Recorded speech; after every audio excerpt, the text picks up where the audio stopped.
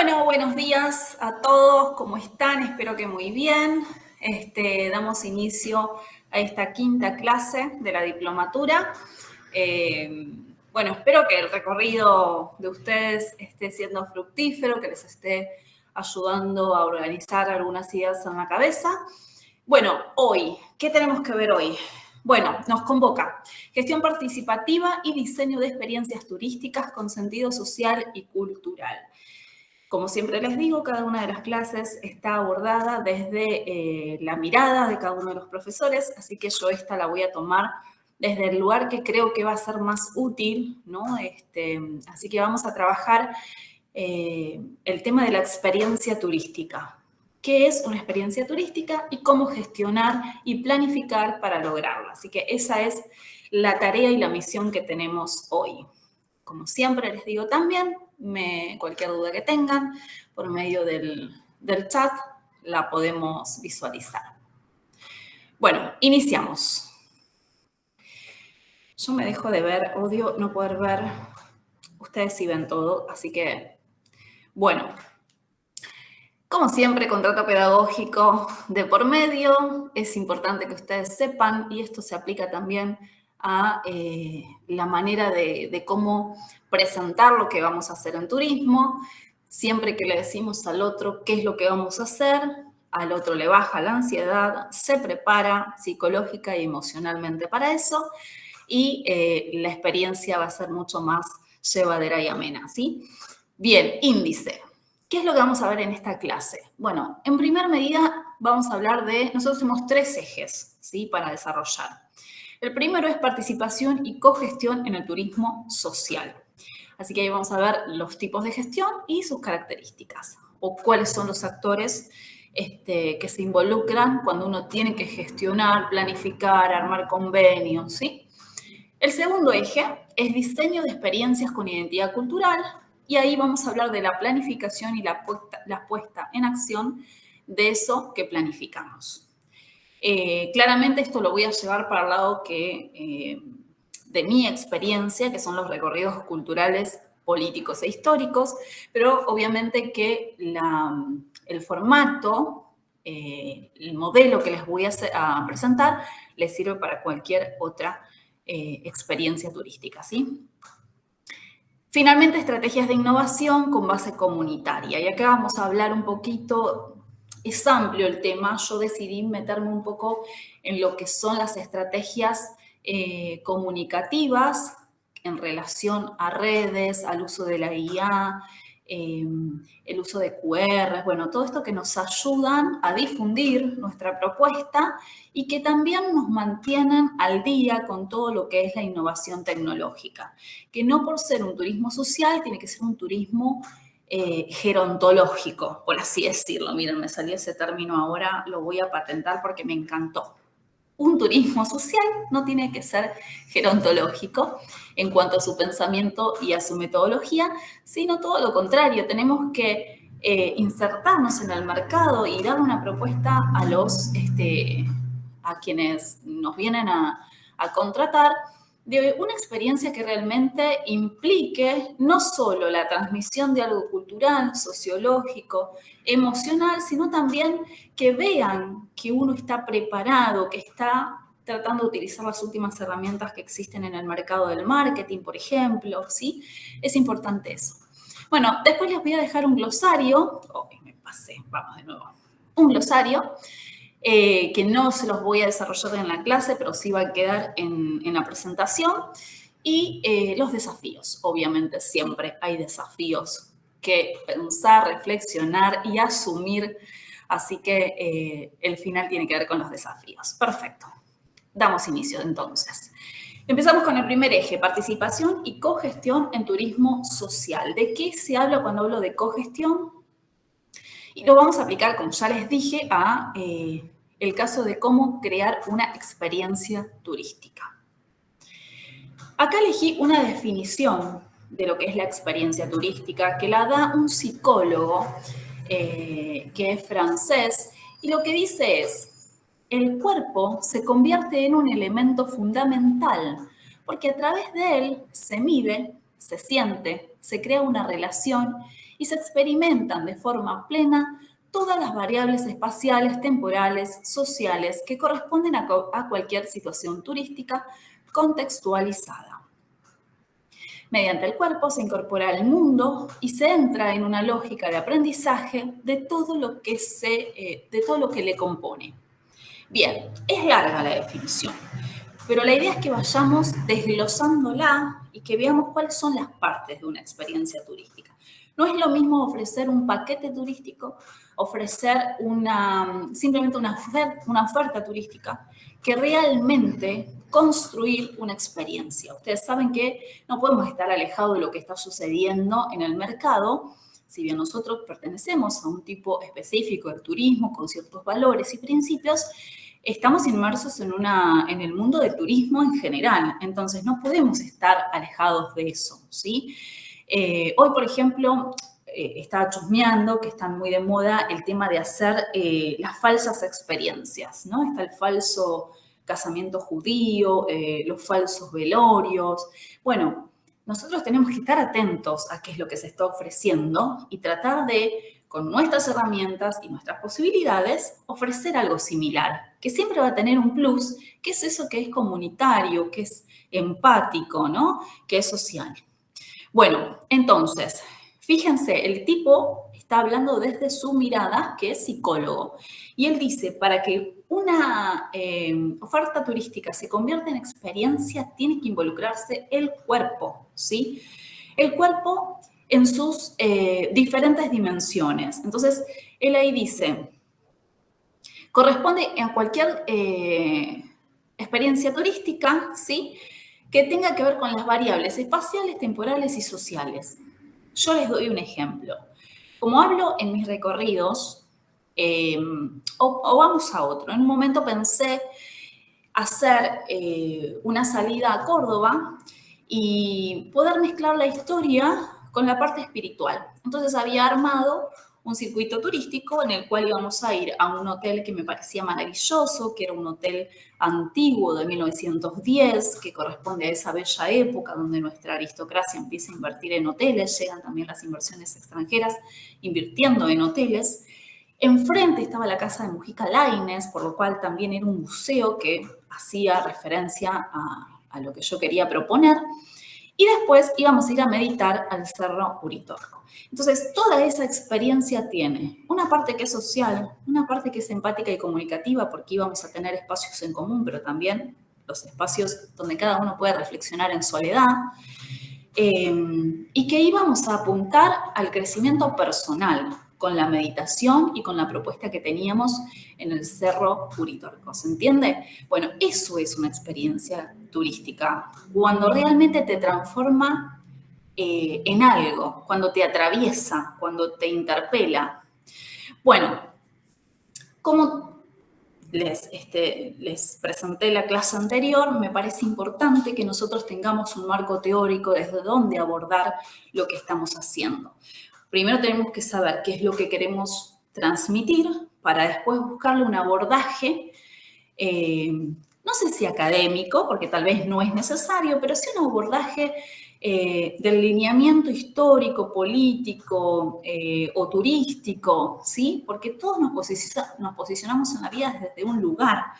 ¿Se acuerdan que la clase pasada yo les decía, la historiografía tiene al menos dos grandes corrientes que corresponden a los dos grandes proyectos de país, ¿sí? Bueno, el turismo es lo mismo. Yo puedo estar del lado del turismo comercial únicamente, o le puedo dar un valor agregado y aportar a la conciencia histórica, aportar a la comunidad, ¿no? Y, bueno, veamos el cuadro. No vamos a ver uno por uno, me voy a tener que acercar porque si no, no veo. Señora mayor. Fíjense, son autores de 1999, es decir, del siglo pasado, y otros que corresponden a este siglo, ¿sí? Voy a tomar simplemente donde dice enfoque teórico. Yo puedo abordar la experiencia turística desde una mirada de la gestión y del marketing, ¿no? Y ahí este autor lo que nos habla es las experiencias deben ser memorables y generar valor emocional. Fíjense, el concepto central es economía de la experiencia. ¿Qué significa esto? economía de la experiencia. Economía en el término o entendido como aquello que le da valor a la experiencia, ¿sí? Y el tipo habla, tiene que ser memorable y generar valor emocional. La gente se tiene que ir de nuestra propuesta de una forma transformadora, no importa si le dura 2 segundos o realmente incorpora algo que le atraviesa la vida, ¿sí? Pero nosotros nos tenemos que proponer eso. Desde la sociología cultural, por ejemplo, se habla de una experiencia medida por miradas e imaginarios y poder simbólico. Acá voy a tomar un autor que es muy conocido cuando uno habla de lenguaje simbólico o de los símbolos, los significantes, que es Pierre Bourdieu. Este sociólogo, si bien tiene una mirada bastante eurocéntrica, nosotros vamos a tomar esto del poder simbólico. Nosotros podemos caminar por las calles, que es lo que me pasa a mí. Lamento ser tan autorreferencial, pero es algo que es una experiencia y que como experiencia está comprobada. Yo voy por la calle y por ahí no te das cuenta y sin embargo hay algo en la arquitectura, hay algo, por ejemplo, las baldosas de la memoria. Ustedes van caminando por su barrio y suele haber unas baldosas con muchas venecitas de colores que tienen el nombre de una persona que ha sido desaparecida desde ese lugar, por eso está la baldosa ahí, y la fecha de nacimiento y desaparición. Bueno, yo puedo estar caminando y pasarla como si nada y decir, che, qué linda esta baldosa, mira los colores que tiene, cómo brilla con el sol. O puedo invitar a ese grupo que yo tengo a reflexionar sobre lo que implica simbólicamente esa baldosa, ¿sí? Y eso hace no solo que la otra persona se involucre con lo que vos le estás proponiendo, porque lo estás interpelando emocionalmente, lo estás convocando a la historia, sino también que a vos te aporta, porque no se olviden que el turismo social es recíproco. Yo aporto, pero también me aporta la experiencia a mí, ¿sí? Me obliga a estar en contacto con la historia, con la geografía, con la identidad cultural de lo que yo voy a ofrecer. Bueno, entonces el valor simbólico es importantísimo. Yo puedo ver, vamos a otro ejemplo más típico, la piedra de Tandil. Yo veo la piedra de Tandil y digo, ¿y esto qué es? O sea, no me llama la atención en lo más mínimo. Ahora, si yo le creo un relato que incorpore sabiduría ancestral, un valor comunitario, que haya sido una causa de muchas comunidades, bueno, ahí yo le puedo dar un relato histórico que interpela a la persona y lo posiciona de otra manera frente a una simple piedra, ¿sí?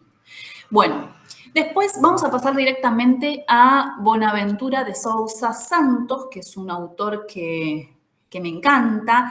Él viene de la epistemología del sur y tiene que ver con usa conceptos como colonialidad y decolonialidad. Esto es en base a la cultura y a la pedagogía. El turismo convencional suele utilizar una pedagogía tradicional, oficialista, comercial, eurocéntrica, ¿sí? Nosotros tenemos que corrernos de ahí, ir en busca de una epistemología más comunitaria, ancestral, andina, ¿sí? Por así decirlo. Si voy a hablar de comunidades originarias, por ejemplo, las comunidades europeas como las americanas se llaman así generalmente civilizaciones hidráulicas, porque están cerca del agua, porque todo pasa por ahí. Bueno, si tengo que dar un ejemplo, tengo que elegir incorporar un ejemplo andino, un ejemplo azteca, ¿sí? Porque es nuestra identidad. Tal vez esa persona en su vida escuchó sobre la filosofía andina, sobre el summa causai, ¿entendés?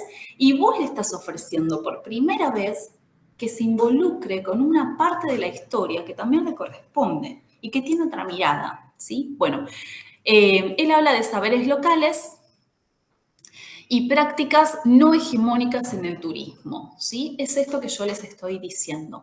Veamos, ya que tengo que hacer un relato, no tengo que elegir uno y otro, sino elegir los dos y hacer una mixtura y darle valor a las dos comunidades, tanto euroasiáticas como a las americanas, sobre todo del Cono Sur, ¿sí? Bueno, y después tienen acá dos más que son argentinos, ¿sí? Uno es desde la antropología urbana y ahí ya va a la cultura local y a la identidad de cada una de las comunidades o de los pueblos. Y finalmente, Carlos Monterrubio, que propone reflexión de la experiencia con una mirada ética. Eso también es muy importante y que nosotros debemos tomarlo. Si yo tengo que elegir uno, ustedes saben que soy de historia y del pensamiento nacional, elijo a Rodolfo Puig. ¿Sí? Yo no sé si ustedes lo conocen, pero es un pensador, antropólogo argentino que falleció en 1977, tiene una vida muy particular, pueden googlearlo, y que nos ayuda a hablar de lo que es la experiencia turística con una mirada americanista, ¿no? Vuelvo, si yo hablo de americanismo, estoy hablando posicionada en América, no en Europa, no en Asia, ¿sí? Bueno, él tiene varios conceptos, voy a ser bastante simple. Le pido perdón a mi querido Rodolfo Puig porque lo voy a simplificar tanto que me van a quedar por fuera un montón de conceptos y de miradas. Pero él habla del ser y del estar. Tiene dos libros muy importantes, que uno es América Profunda. Para que ustedes entiendan, él vivió mucho tiempo acá en Buenos Aires y sus últimos años, sobre todo a partir de la dictadura, igual se fue unos años antes de que inicie, en 1976, la última dictadura militar, se va a vivir a Maimará, al norte de nuestro país. Y ahí él puede poner en práctica todo lo que venía diciendo desde lo académico, ¿no? Y bueno, propone esto, el ser y el estar. Es un filósofo. Él dice que el ser está relacionado más con lo occidental, con lo universal, con lo dinámico, ¿sí? En cambio, el estar es más de América, es más americano, es más sentir el momento en el que estoy, ¿no? Es más concreto. Es filosófico esto, o sea, uno se tiene que meter en lo que está proponiendo este pensador, pero para que ustedes entiendan, cuando uno habla del ser, casi siempre lo habla desde el ser europeo, cómo piensa el ser europeo, cómo ve la vida, cómo entiende que tiene que trascender en esta vida. En cambio, cuando yo digo estar, somos nosotros, son las poblaciones andinas, son los aymara, los quechua, ¿sí? Somos nosotros, estamos posicionados, perdón, y miramos el mundo desde América. No es lo mismo, ¿sí? Bien. Voy a buscar agua. Denme un minuto.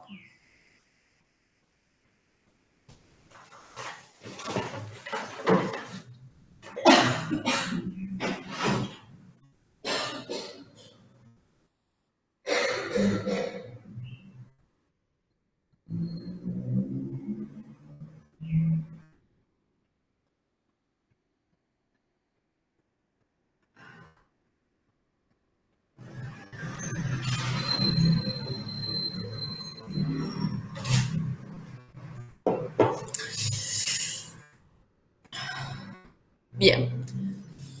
Volví. Casi pierden una profesora. No llegó un momento que necesitaba agua. Bueno, como yo no me veo, no sé si salí toda torcida durante toda la grabación. Bueno, espero que no, chicos. Bien. Seguimos. Estábamos en Kush. Perfecto. Bueno, entonces, Kush habla del ser y del estar. También habla de la geopolítica. De la geocultura. Él dice que hay que hablar y transmitir conocimiento y emociones posicionadas en el lugar. Esto es geocultura. La cultura no es para todos igual, ¿sí? La cultura está geoposicionada.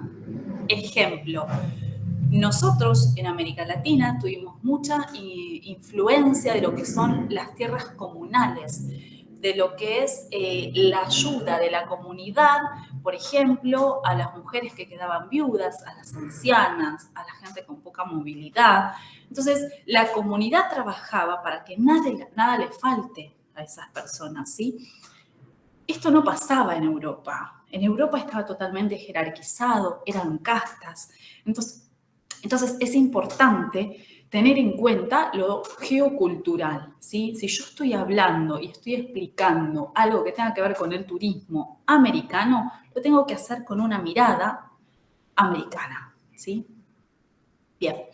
Después habla de dor y pulcritud, que tiene que ver con esto que él dice, el academicismo nos ha quitado la posibilidad de sentir. Entonces, todos somos solamente somos personas que piensan, somos razón y nos han quitado la esencia, que es el sentir, ¿sí? Cuando uno habla, por ejemplo, de Descartes y él habla pienso y luego existo, al poner pienso, o entonces existo, es en realidad la frase verdadera. Cuando yo digo pienso o dudo, que es pensar, estoy poniendo la razón sobre la existencia. Entonces, si yo pongo la razón, estoy poniendo una idea sobre lo que yo tengo como existencia, lo que es mi ser. ¿Se entiende esto? Es complejo, pero bueno, es para que ustedes sepan que existen un montón de autores en los cuales pueden apoyarse para crear una experiencia distinta, ¿sí? Y finalmente propone el estar siendo. Para Kush es importante estar siendo en este momento, ¿sí? Viví tu presente. Pensá en el futuro, pero viví tu presente desde tus principios, desde tu mirada y defender el lugar en el que estás, ¿sí? Bien, vamos ya a hablar de gestión. ¿Qué es saber gestionar? Ya resumiendo, vamos a acomodarnos. Estuvimos hablando de lo que es la experiencia turística, ¿sí? Abordamos teóricamente y vimos que hay diferentes autores, ya desde el siglo pasado, que pueden ser tomados para hablar de la experiencia turística. Después les comenté el pensamiento de Kush y ahora vamos a ir a ver la segunda parte de este eje, que es la gestión. Cuando se habla de cogestión, es que se habla de una gestión tal vez privada y una gestión a lo mejor estatal. Bueno, ¿qué es saber gestionar? Bueno, implica organizar, implica motivar, dirigir y evaluar, por lo cual no cualquiera gestiona. Tenemos que tener ciertas capacidades. Muchas veces, tal vez en el sindicato, en la mutua, en la cooperativa, todos hacemos todo, tenemos 28.000 tareas, pero es importante dividir esas tareas y que uno sea consciente del rol que le toca, porque si no, nuestra mutual, nuestro sindicato, no va a funcionar, ¿sí? Tenemos que tener una cierta mirada empresarial y no le tenemos que tener miedo ni rechazo a la palabra empresa, porque somos empresas, gestionamos como una empresa, pero con principios y valores de la solidaridad, la reciprocidad, la conciencia social, ¿sí? No por eso tienen que estar, no son contrapuestos, son complementarios. Eso es importante. Bueno, organizar, motivar, dirigir y evaluar. Perfecto. Vamos a una definición. La gestión de un destino turístico comprende un proceso de decisiones y acciones en el que participan numerosos actores del sector público y privado, así como también de la sociedad civil. Esto es lo que yo le decía cuando les decía la cogestión. Bueno, puede ser entre lo público, lo privado y también involucrar a la sociedad civil.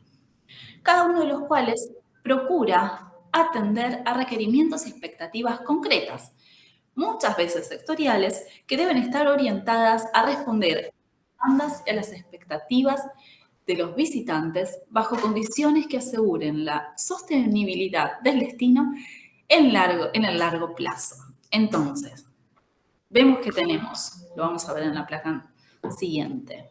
Hay alguien que está hablando, lo vamos a silenciar. ¿Con quiénes vamos a gestionar?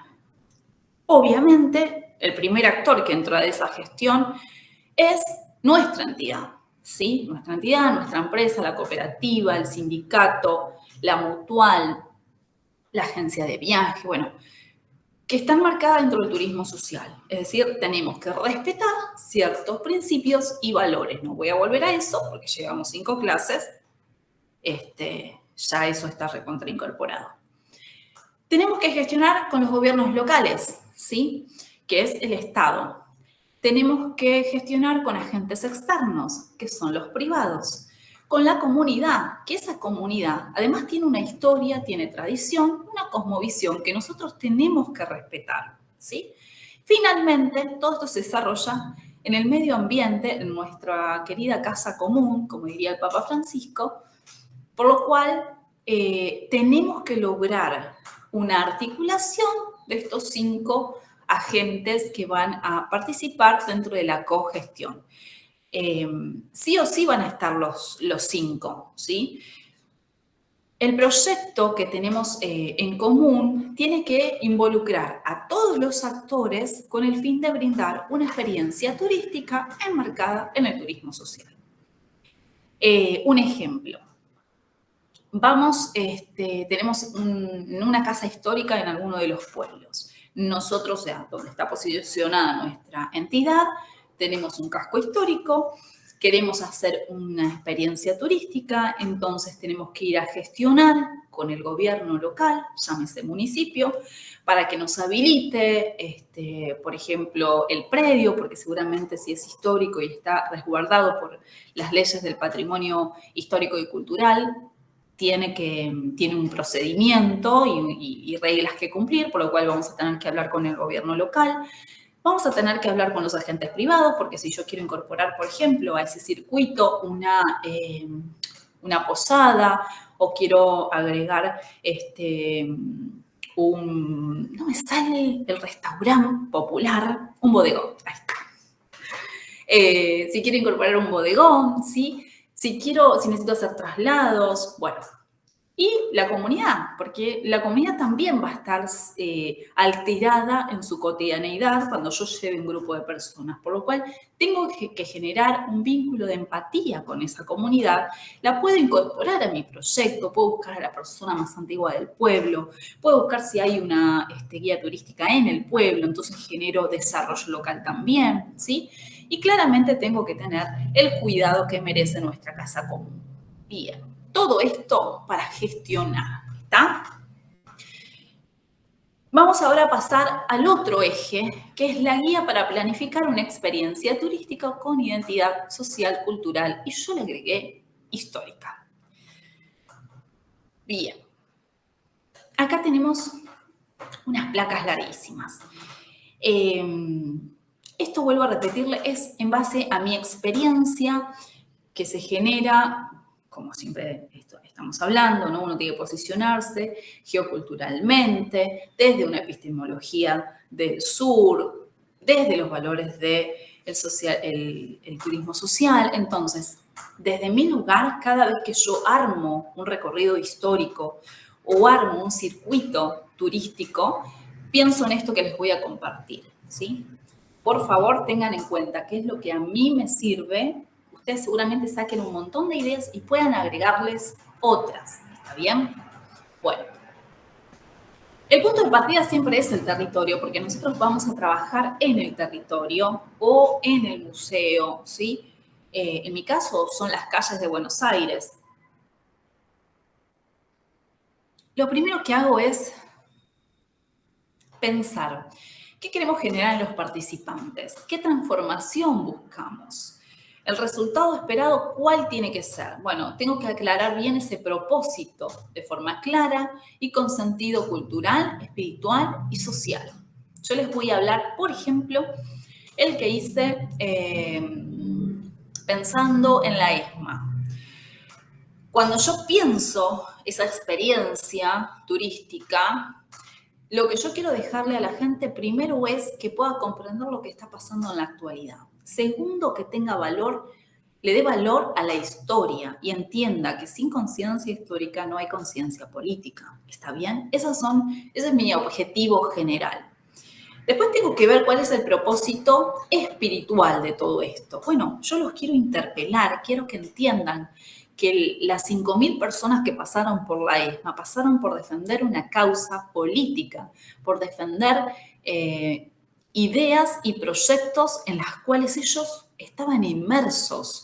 Porque no es que defienden una Argentina que no conocían, defendieron una Argentina en la cual ellos supieron estudiar, supieron tener una familia, su trabajo que era para toda la vida, ¿sí? Entonces, ahí tenemos el abordaje espiritual, cómo yo interpelo para que esto de ir a recorrer la ESMA no sea solamente una caminata donde recibo datos, sino que se transforme en una experiencia, ¿está? Bien. Después, le tengo que buscar a eso una identidad narrativa. Y obviamente el lugar, ¿no? O sea, en mi caso, hay veces que me motivan temas y en otros casos me motivan espacios. Entonces, en los dos lugares intercambio el orden, pero es lo mismo. Ahora, hay que buscar la narrativa y una identidad para eso. Entonces, el tema central, eje patrimonial, el relato cultural y social, las voces y perspectivas que le voy a dar, que tienen que ver con la historia, con lo local, puede ser de género, comunitaria, ¿sí? Bien, entonces para mí la narrativa va a ser el discurso histórico desde el pensamiento nacional, por ejemplo. Y le voy a dar un énfasis más político, ¿sí?, que otra cosa. 3. Ahí vamos a involucrar a la comunidad y los actores claves. ¿Quiénes son? Bueno, los vecinos, la comunidad anfitriona, las instituciones culturales y educativas, las organizaciones territoriales cooperativas. Y la pregunta que me guía es, ¿quiénes participan? ¿Qué lugar y voz tienen en el diseño?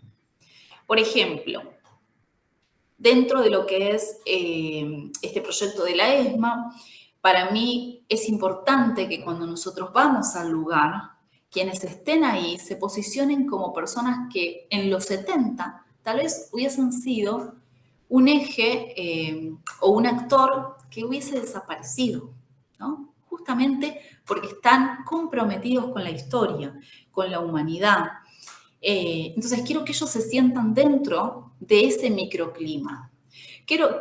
También quiero que vean que la comunidad que está afuera, que los edificios que están alrededor de la ESMA, fueron claves en ese momento, porque sí vieron lo que estaba sucediendo, sí escuchaban las torturas. Entonces, también posicionarnos desde ese lugar, no desde cómplice, porque no es así, sino de ¿qué hubieses sentido vos si estabas en el edificio de enfrente y escuchabas cómo se torturaba a un grupo de personas? Entonces, les doy el espacio, los posiciono en un lugar, los guío emocionalmente, ¿sí? Y siempre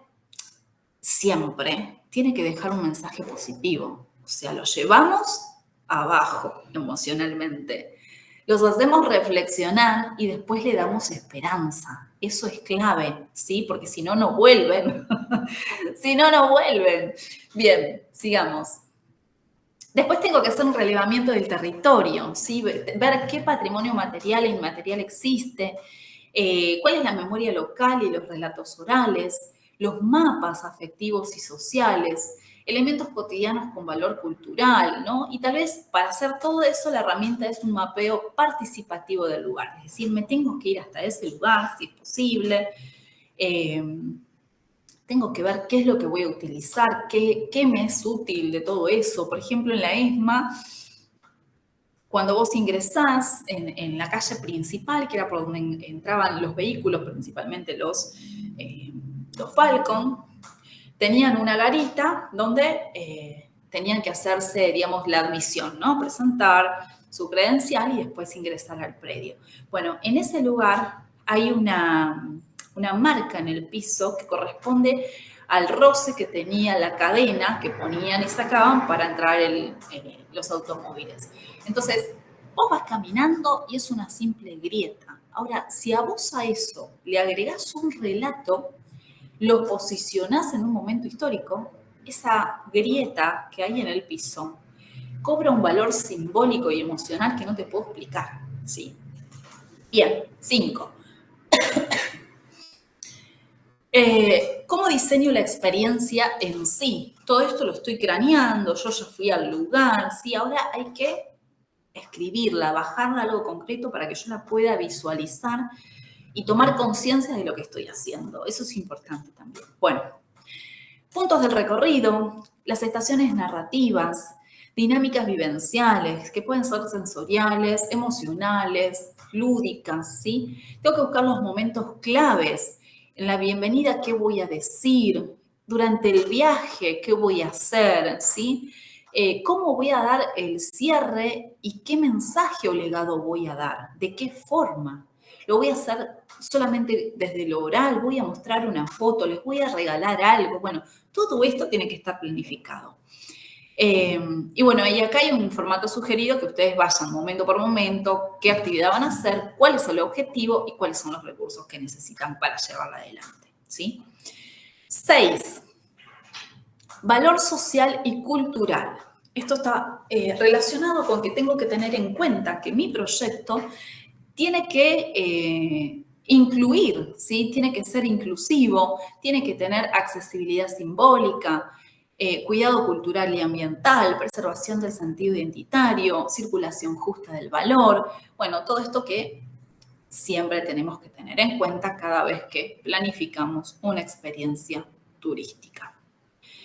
Bien, experiencia del visitante. Tengo que sentir, tengo que ponerme en el lugar del otro para poder, del visitante, del participante, para poder ver qué es lo que va sintiendo y ver si lo que yo estoy generando realmente es consecuente con mi objetivo, ¿sí? Bueno, tengo que ordenar los ritmos, los tiempos, el contenido curatorial. El contenido curatorial es la narrativa, ¿sí? Lo que yo cuento para llegar al objetivo que quiero. Los momentos de participación y co-creación, los espacios de reflexión y emoción, ¿no? Uno no puede estar 2 horas tirando pálidas y que reflexionen sobre cosas que pasaron claramente, pero necesitamos que pase por diferentes estadios emocionales, ¿no? No podemos estar siempre tirando para abajo, porque esa persona viene a nuestro recorrido para salir de la cotidianeidad, para salir transformado, para hacer un aporte a su propia vida y a los que están con él, ¿sí? Bien, tengo que pensar en la logística. ¿Cuánto tiempo me va a llevar la experiencia? ¿Va a ser toda una jornada? ¿Van a ser 2 horas? ¿Va a estar dividida en 2 días? ¿Sí? Bien. ¿Necesito traslados? ¿Necesito una señalización para identificar a mi grupo? ¿Qué pasa si llueve? Bueno, tengo que tener en cuenta el plan B y un plan de contingencia, ¿sí? La comunicación a la difusión, una vez que ya tengo todo, que ya pensé el proyecto, que ya fui al lugar, que ya sé cuáles van a ser los momentos en los que los voy a hacer reír, los voy a hacer llorar, los voy a hacer pensar y los voy a hacer aplaudir. Una vez que tengo todo eso, voy a tener que pensar en cómo hago la difusión para que mi proyecto hermoso cobre sentido y la gente llegue, ¿sí? Bueno, ¿cuál va a ser el mensaje principal? ¿Cuál es mi público objetivo? Tiene que ser un lenguaje claro, inclusivo y no exotizante. Tengo que pensar en las redes, en las imágenes que voy a dar y en la storytelling. ¿Qué es la storytelling? Bueno, esto que lo pronuncio espantoso. Tiene que ver con cómo cuento yo el relato que quiero hacer. Lo tengo que hacer de forma que interpele, es lo mismo que estamos hablando. Es un concepto que se utiliza mucho hoy porque tenemos a veces que llegar a la persona, transmitir nuestro objetivo, nuestras emociones, todo eso en 59 segundos. Realmente no es nada fácil. Y finalmente la evaluación, ¿sí? Tengo que evaluar cuál es el impacto y lo puedo hacer a través de encuestas breves, de observaciones cualitativas, la retroalimentación de la comunidad y los participantes, a través de indicadores sociales y culturales, ¿sí? Puedo hacer preguntas claves como, por ejemplo, ¿qué cambió para la comunidad? ¿Sí? ¿Qué transformé yo con mi experiencia o transformaron el equipo que estuvo participando, el staff? ¿Sí? ¿Qué se aprendió? ¿Qué aprendieron los visitantes, los participantes? ¿Qué puedo mejorar? Bueno, preguntas que siempre nos quedan ahí colgadas, nunca las terminás de hacer, pero que son importantísimos para poder seguir creciendo, ¿sí? Bien, y entramos entonces a nuestro tercer eje. Qué bueno que ustedes puedan poner pausa, ir a cebarse un mate, traer una facturita mientras yo hablo y hablo y hablo. Vamos a poner un parate acá. De esto se trata, manejar los tiempos y las emociones del que tenemos del otro lado. Empezamos hablando entonces de lo que es la experiencia turística. Después hablamos de lo que es la gestión y la cogestión, de quiénes son los actores que están involucrados en el momento en que yo estoy pensando o planificando y diseñando la experiencia turística. Y finalmente, estuvimos hablando de cómo hacer, cómo es el proceso, el modelo de pensar, diseñar y llevar a la práctica esa experiencia turística, ¿sí? Ahora nos vamos a meter en el tercer y último eje, que es estrategias de innovación con base comunitaria. Yo me voy a centrar en estrategias de innovación. Ustedes ya saben que siempre es en base comunitaria, con un sentido social, que deje un aporte, ¿sí?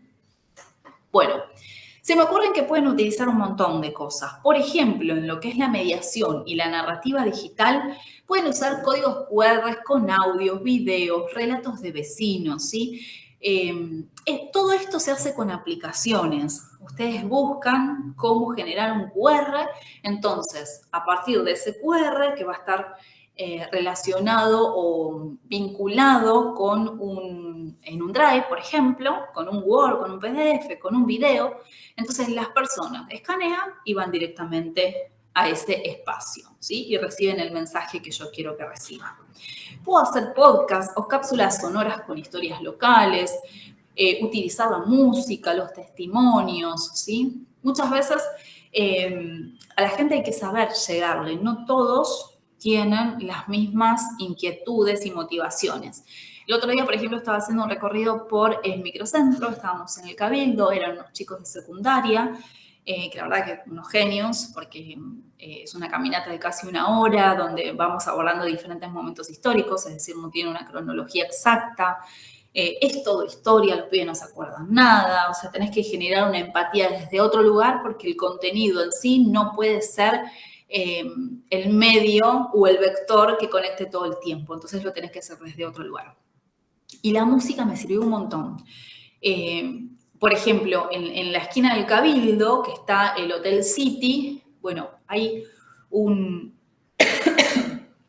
una tapa de un disco de Soda que tiene esa imagen. Entonces los pibes linkearon eso y flasharon, y es maravilloso. Entonces uno tiene que tener esta posibilidad de buscar la manera de llegar al otro.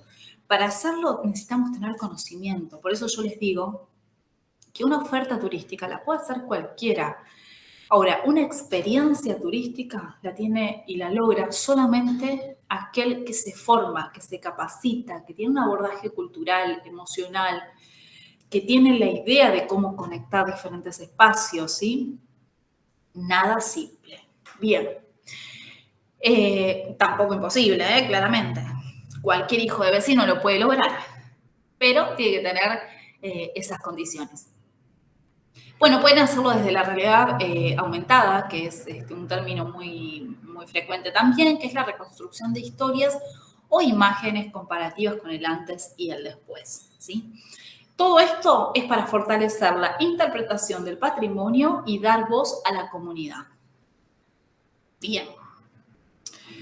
En cuanto a la participación y co-creación, puedo utilizar mapeos colaborativos online, ¿sí? Para eso puedo utilizar la herramienta que tiene Google, ¿sí? Cada habitante puede aportar un lugar significativo, es decir, ejemplo, vuelvo al tema de la ESMA.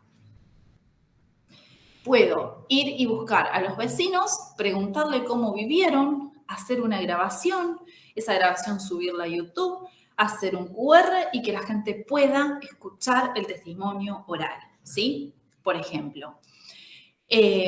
Puedo hacer previo, esto es una idea, claramente lo estoy mirando, obvio, desde mi experiencia, puedo hacer una clase, yo suelo hacer una clase previa, ¿sí? Cuando el tema lo amerita, los convoco 2 horas antes en el lugar, tomamos unos mates y hablamos del tema que nos convoca, ¿sí? En la ESMA, obviamente, el terrorismo de Estado, los golpes de Estado, bueno, todo lo que tiene que ver relacionado, pero lo llevo al nivel geopolítico, por ejemplo. Entonces, siempre hay que buscarle una vueltita de rosca.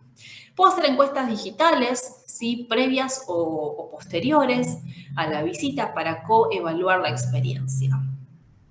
¿Qué te gustaría vivir acá? ¿Qué tenés? ¿Cuáles son tus expectativas de este paseo? Bueno, esas cuestiones. Todo esto es para promover la gestión participativa y apropiación territorial.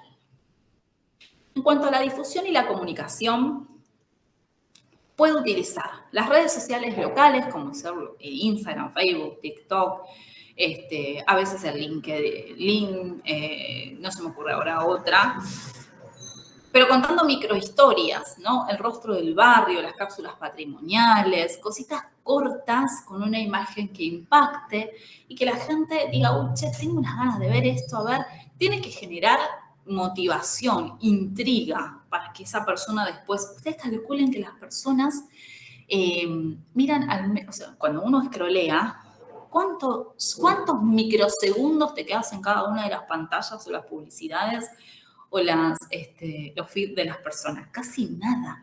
Entonces, realmente es un arte poder captar la atención de las personas en este mundo digital de todo es ya efímero, rápido, ¿no? Bueno, obviamente que es necesario tener un sitio web o micrositios con agendas, las historias, los contactos, cómo nos pueden contactar, eso es importantísimo, ¿sí? Cada vez que yo hago un flyer tiene que estar el teléfono, el Instagram, toda la información para que esa persona le llegue el flyer a la hora que le llegue. Se lo haya mandado quien se lo haya mandado, siempre ese flyer tiene que remitir a la persona que hace las inscripciones. ¿Está bien? Bueno, esto es para visibilizar la identidad cultural y fortalecer el orgullo local de cada una de las, suponiendo que estamos haciendo algo en el territorio que tiene que ver con esto que estábamos hablando de experiencias turísticas, ¿no? Perfecto. Accesibilidad y educación. Puedo lograr autoguías, hacer subtítulos con diferentes idiomas, hacer recorridos virtuales 360 grados para quienes no pueden acceder físicamente, aplicaciones con lectura fácil y pictogramas para inclusión cognitiva. Bueno, podemos hacer tantas cosas hoy en día. Hay aplicaciones para todo. Y podemos llegar a cualquier persona en cualquier lugar, en cualquier país. Solamente es cuestión de meterse y ver cuáles son las nuevas tecnologías, la innovación para el sector. Nada, es tiempo invertido. Bien, finalmente la evaluación y el impacto. ¿Cómo voy a saber todo esto? Bueno, puedo hacer encuestas online con un formulario de Google, ¿sí? Para recoger cuáles son las perspectivas, cuáles son las reflexiones de la gente, qué cosas puedo cambiar. Esto ya, lo mismo que estábamos hablando, nada más que ahora es aplicado a partir de las herramientas tecnológicas. Puedo armar un Padlet, por ejemplo, que son paneles visuales e interactivos donde la gente, pues le pasas un link y escribe cuál es su visión, aparece en el blog o en el Padlet, en este caso, y nos sirve a nosotros para también tener una calificación, ¿sí? Para tener referencias. Bueno, puedo hacer mapas de calor o registro de visitas digitales para ajustar recorridos. Todo esto me permite medir el impacto social y cultural en tiempo real. Bien, hemos llegado al glosario. Fíjense que el glosario tiene palabras como que es una experiencia turística muy cortas, ¿no?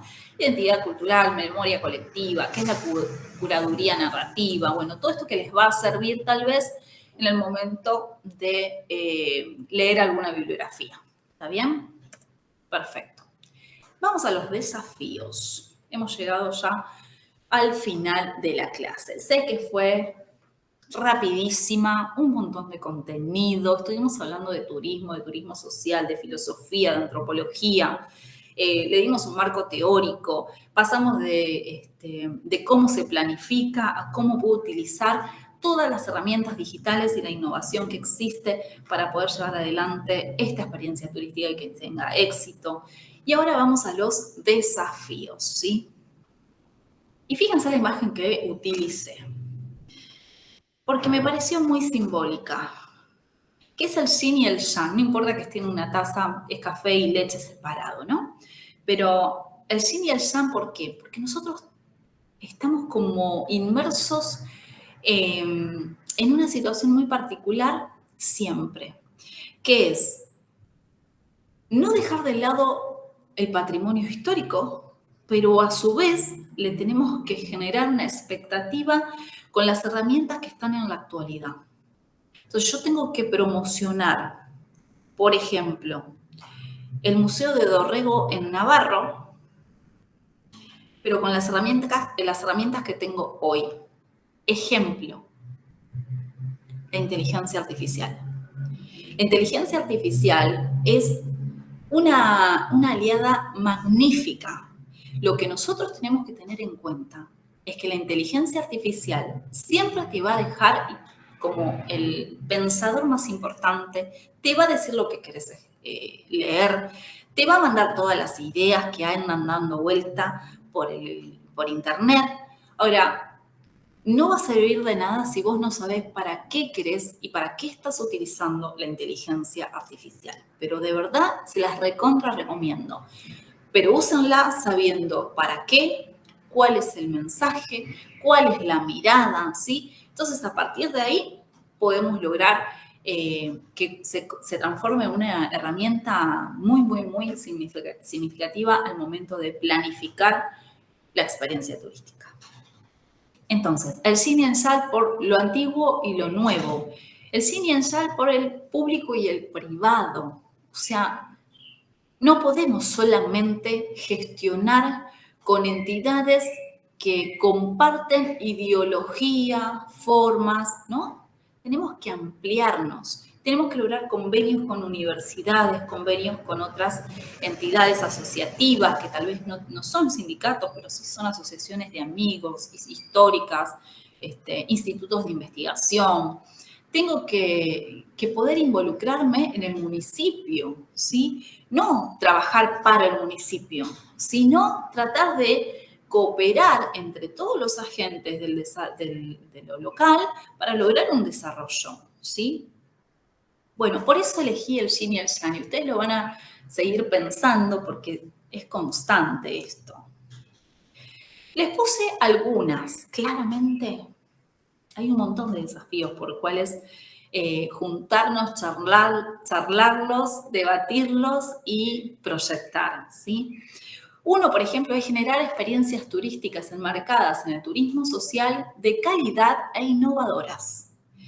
Muchas veces nos pasa que por los bajos recursos tal vez que tienen las entidades, porque no están gestionadas por personas que estén formadas para gestionar, sino que simplemente lo hacen de corazón y es muy, muy válido y valedero, pero que no alcanza.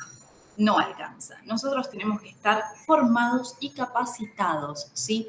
No podemos estar alejados de las redes, no podemos, miren lo que les voy a decir, no podemos subir una foto en Instagram, en historias, que sea horizontal, o sea, lo mínimo. Si es historia de Instagram, tiene que ser vertical con una determinada resolución, tengo que bueno, estas cosas que son mínimas. Ahora, desde esto hasta la tecnología que yo tengo en un hotel, ¿sí? Tenemos que lograr que nuestras experiencias turísticas sean de calidad e innovadoras, sin perder los valores del turismo social. Otro que puse ahí, comprender que si bien el objetivo es social de nuestra labor, debe ser gestionado desde los ciertos principios empresariales que permiten la sostenibilidad, la jerarquización en las tareas y el trabajo con los equipos especializados. Por más que yo tenga una mutual, si yo hablo de mutuales porque es lo que más conozco, ¿no? Hay mutuales que son muy pequeñas y sin embargo hay mutuales que son enormes. ¿Y saben cuál es la diferencia?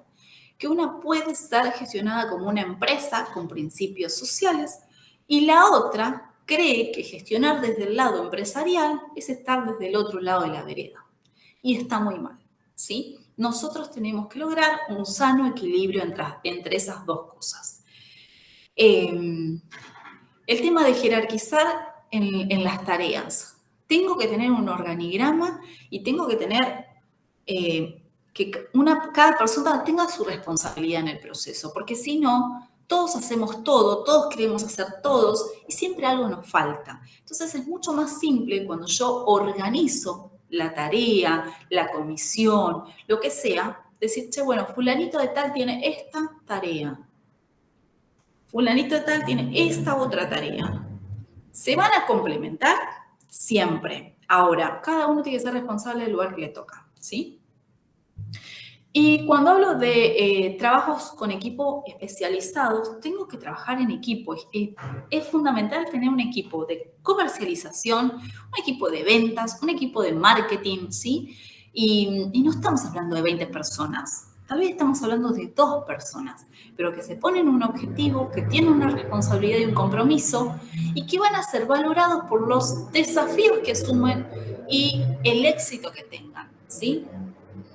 Bien, capacitación, ofrecer un mejor servicio y ser una alternativa dentro del turismo social, ¿sí?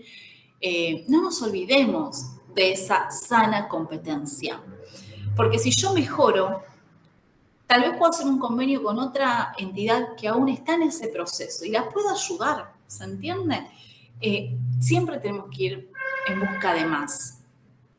Y gestionar desde lo local, lo regional y lo internacional. Esto es importante. A medida que vamos creciendo y nuestra cosmovisión se va ampliando, a nosotros se nos ocurren ideas locas como firmar convenios con gente de Brasil, de Chile, de Paraguay, de Uruguay, ¿sí? Ampliemos la mirada, no nos quedemos encerrados, somos nuestro propio obstáculo, pero también somos nuestra propia potencialidad. Entonces, si vos querés que esa entidad crezca, tenés que ampliar tu cabeza, tenés que formarte, tenés que lograr ser la mejor o el mejor en lo que estás haciendo, ¿sí? Porque realmente esto es recíproco. Cuanto vos más das, el sector más recibe. Y cuanto más recibe, más valora. Y ahí se crea ese sentido, esa unidad de percepción y de acción, que es sentirse parte de una comunidad y estar orgulloso de serlo, como yo estoy de pertenecer a este ámbito del turismo social. Bien, queda solamente agradecer. Espero que les haya servido esta clase. Pido disculpas porque tuve que salir a buscar agua, pero si no perderían una profesora en el medio. Y nada, les deseo lo mejor como siempre. Cualquier cosa, nos comunicamos por el foro o por mensaje dentro del aula virtual de la UMED. Agradecer otra vez a las autoridades de la universidad, de las 2 universidades que nos convocan, a ustedes por estar, y les dejo la presentación y alguna que otra bibliografía para leer. Y claramente las preguntas que responder. Un beso grande y que tengan un buen día.